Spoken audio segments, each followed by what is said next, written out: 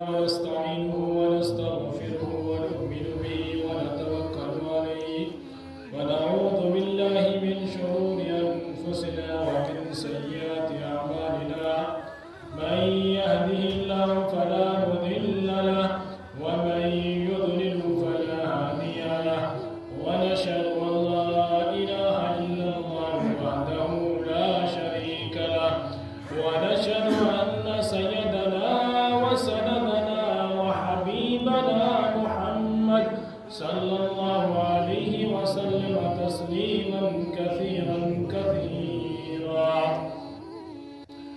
فقد قال الله عز وجل في كتابه العزيز: أعوذ بالله من الشيطان الرجيم، بسم الله الرحمن الرحيم.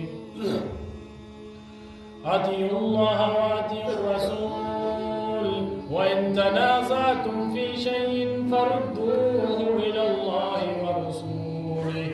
وقال في موضع آخر: إنك لعلى خلق عظيم. وقال الله عز وجل في موضع آخر عن خلق الإنسان في هذا الكون: بسم الله الرحمن الرحيم. وما خلقت الجن والإنس إلا ليعبدون. اللهم صل على محمد وعلى آل محمد كما صليت على إبراهيم وعلى آل إبراهيم إنك حميد مجيد. اللهم بارك على محمد وعلى آل محمد كما باركت على إبراهيم وعلى آل إبراهيم إنك حميد مجيد. صدق الله وصدق رسوله النبي الكريم، ونحن على ذلك لمن الشاهدين والشاكرين، والحمد لله رب العالمين.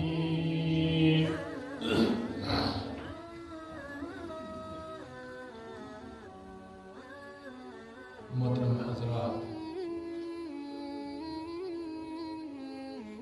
اللہ رب العزت نے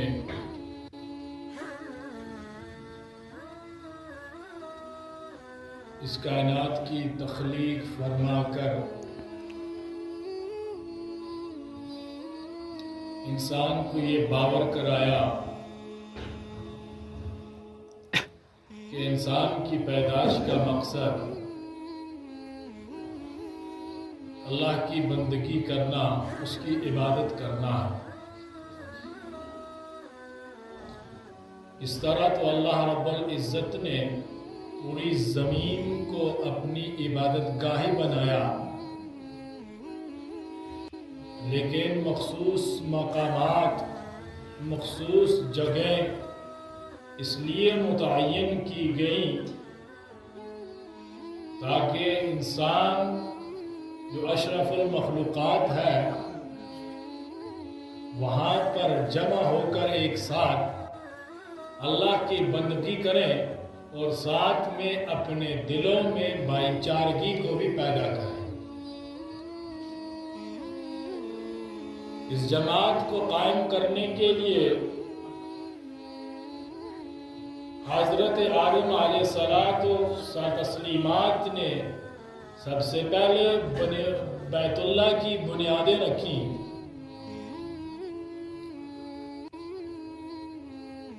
جو بنیادی معماروں میں سے تھے حضرت آدم علیہ السلام تھے۔ اس کے بعد جب وہ مسجد مٹ گئی تو اس پر حضرت ابراہیم علیہ السلام نے ان بنیادوں پر ڈھانچہ قائم کیا جسے آج ہم کعبۃ اللہ کے نام سے جانتے ہیں۔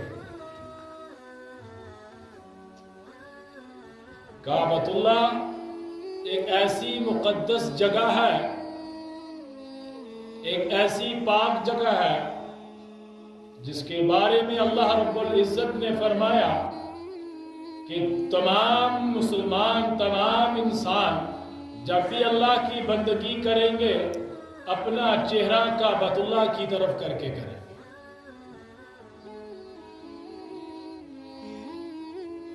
دوسرے نبیوں کے زمانے میں مسجد اقصی کو قبلہ بنایا گیا تھا. مسجد اقصی جو تھی وہ اس زمانے کے مسلمانوں کا قبلہ تھی، لیکن جب نبی پاک صلی اللہ علیہ وسلم مبعوث فرمائے گئے، آپ صلی اللہ علیہ وسلم مکی زندگی کے بعد جب مدینہ ہجرت تشریف کر کے لائے تو آپ صلی اللہ علیہ وسلم کی دلی تمنا بھی یہی تھی. دل میں یہ سوچا کرتے تھے اور چہرہ آسمان کی طرف بسا اوقات کیا کرتے تھے، اور دل میں یہ خواہش کیا کرتے تھے کہ کاش بیت اللہ کو قبلہ بنا دیا جاتا. کچھ عرصہ ہی گزرا تھا کہ اللہ رب العزت کا فرمان نازل ہوا کہ اب تم اپنے چہروں کو بیت اللہ کی طرف موڑ دو.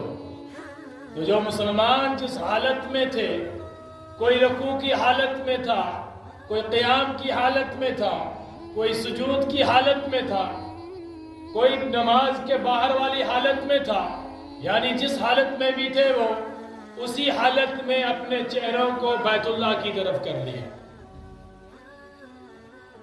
فَوَلِّ وَجْهَكَ شَطْرَ الْمَسْجِدِ الْحَرَامِ، اپنے چہروں کو پھیر دیا مسجد حرام کی طرف. جب اللہ رب العزت نے فرمایا کہ اس کی پیدا کی ہوئی زمین پوری پاک ہے، تو یہاں مسئلہ یہ پیدا ہوتا ہے، اللہ رب العزت نے پھر مسجد بنانے کا حکم کیوں دیا؟ پھر مسجد کی تعمیر کرنے کی کیا ضرورت پڑ گئی؟ جب پوری زمین ہی پاک ہے تو مسجد کی کیا ضرورت ہے؟ تو جیسا کہ میں نے پہلے عرض کیا، مسجد کی تعمیر، مسجد کے قائم کرنا، یہ اس بات کی دلیل ہے کہ ایک اجتماع کیا جائے، ایک جلسہ کیا جائے، جس جلسے کے ذریعے سے ہفتے کے ایک دن جو اللہ رب العزت نے جمعہ مقرر کیا ہے، یہ ایک قسم کا جلسہ ہے.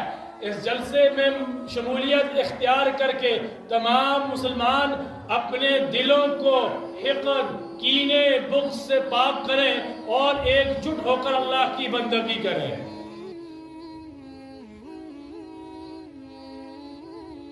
جب انسان مسجد میں آ کر سب بسب باندھ کر کھڑا ہو جاتا ہے، اگر ہم مسجد سے باہر دیکھیں، دو پڑوسی ہیں، اگر ان میں کوئی کلیش ہو جاتا ہے اور وہ بات نہیں کرتے، اتفاق سے جب وہ مسجد میں ایک ہی صف میں آ جاتے ہیں، مجبوراً ان کو ایک دوسرے کے بغل میں کھڑے رہنا پڑتا ہے. مسجد میں نماز ایک ساتھ پڑھنا یہ اس بات کی بھی دلیل ہے کہ اپنے دلوں سے بغض کو پاک کرنا ہے، منافقت کو پاک کرنا ہے، حسد کو پاک کرنا ہے. یہ اس بات کی دلیل ہے. لیکن جب ہم اپنا محاسبہ کرتے ہیں، جب ہم اپنے اندر غور و فکر کرتے ہیں، جب اپنے ہم جانچ پڑتال کرتے ہیں، جب ہم اپنی گروان جانتے ہیں، تو ہمیں ایسا محسوس ہوتا ہے کہ مسجدوں میں آ کر بھی ہم نے اپنے سینوں کو، اپنے دلوں کو ایک دوسرے کے بغض سے پاک نہیں کیا.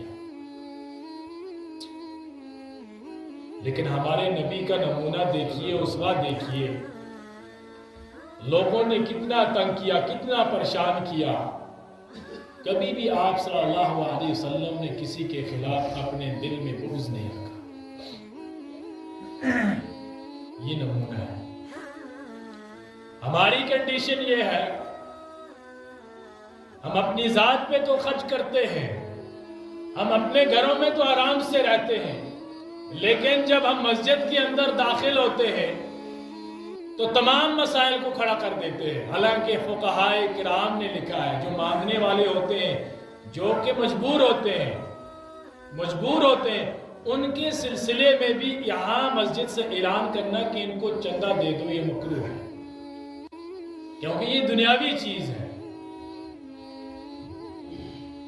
بسا اوقات باہر بیٹھنے مانگنے والے بیٹھ جاتے ہیں، وہ کسی کو بول دیتے ہیں کہ مسجد میں اعلان کروائیے گا، یہ مکروہ چیز ہے. فقہائے کرام نے اس سے سختی سے منع کیا ہے. لیکن جب ہم مسجد میں داخل ہوتے ہیں، تمام دنیا کی باتیں، تمام مسائل ہمارے مساجد میں کھڑا کر دیے جاتے ہیں. مسجد تو عبادت کے لیے تھی، مسجد تو خضوع خشوع کو اختیار کرنے کے لیے تھی، مسجد تو اللہ کے سامنے سجدہ ریز ہونے کے لیے تھی، مسجد کے اندر اپنے آپ کو عاجزی اور انکساری اندر پیدا کرنے کے لیے تھی، لیکن ہم نے سب اس کے اپوزٹ کر دیا۔ مسجد میں دنیاوی باتیں لے آئے، مسجد کے اندر دنیاوی مسائل کو اجاگر کیا، مسجد کے اندر اپنے گاؤں کے مسائل کو اجاگر کیا۔ یہ سب چیزیں جو ہیں یہ مکروہات میں آتی ہیں۔